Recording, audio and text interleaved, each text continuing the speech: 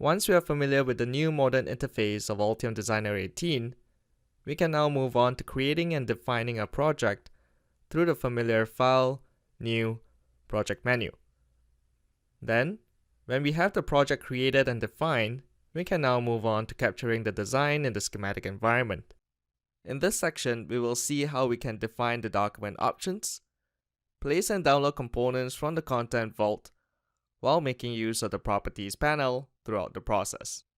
The Content-Specific Properties panel allows designers to view and edit properties of multiple selected objects. When nothing is selected in the schematic, the Properties panel will show and allow edits of document options, such as grids, page options, and document parameters. In this panel, we will ensure that the sheet is on the correct visible and snap grids of 100 mm and is using an A4 template. We can then fill up the necessary document parameters, such as its title. Now that we have the document set up correctly, we can start placing components from the Altium Content Vault, accessible through the Explorer panel. Please note that just like previous versions of Altium Designer, you will still be required to sign in using your Altium Live credentials through the license management page to access the Content Vault. Within this panel, we can search and view components models and parameters, as well as supplier information. Upon finding the component we require, we can simply place the component directly into the schematic using its context menu or drag and drop. In Altium Designer 18, designers can also download multiple components directly from this panel as an Integrator Library. First, select the components we wish to download using the Ctrl or Shift key to perform multiple selection. Then, right-click on one of the selected components, then go to Operations and Download. The components will be downloaded as an integrated library, which consists of the schematic symbol, PCB footprint, and its parametric information.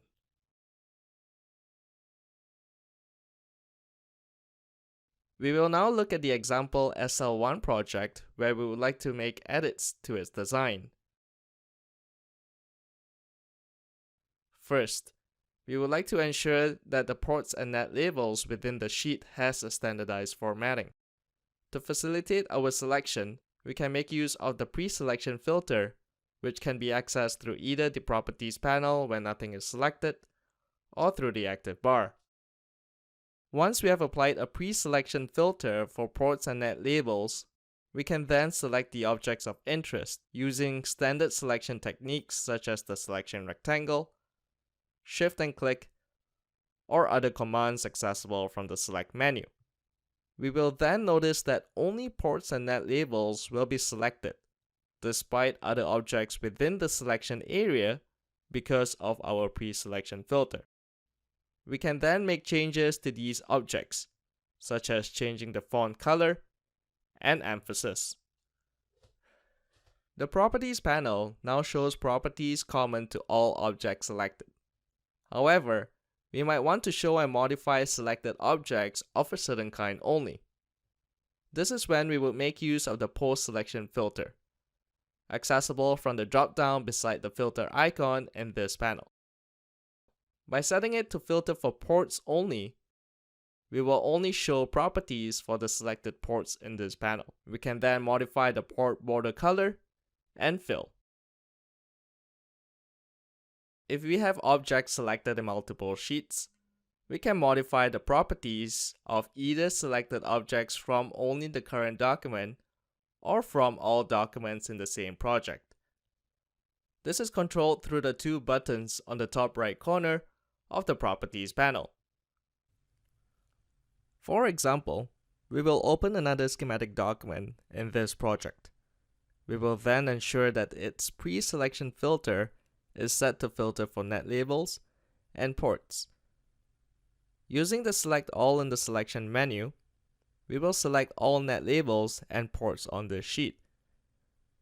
Now that we have net labels and ports selected in multiple sheets, we can then show their common properties in both sheets after selecting the Include Objects from All Documents button in the Properties panel. Leaving the post-selection filter as it is to filter for ports only, we can then make changes to the selected ports across sheets, such as changing its border color and fill.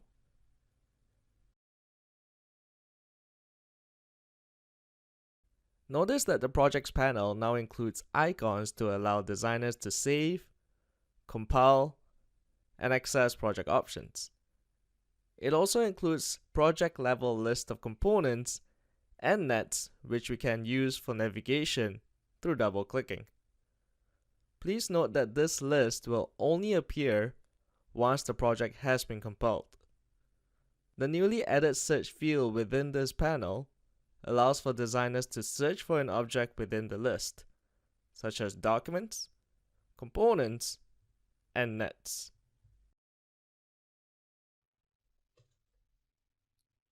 Variants can now be toggled within the Projects panel as well, instead of using the drop-down in the Variant toolbar. We can simply double-click on the variant to set it as the current variant. We can then click on the Compile tab of the schematic to view the component variations. Please note that this tab will only appear once the project has been compiled. While in this view, we can also change component variation by right-clicking on the component, then Part Actions, or by using the active bar commands.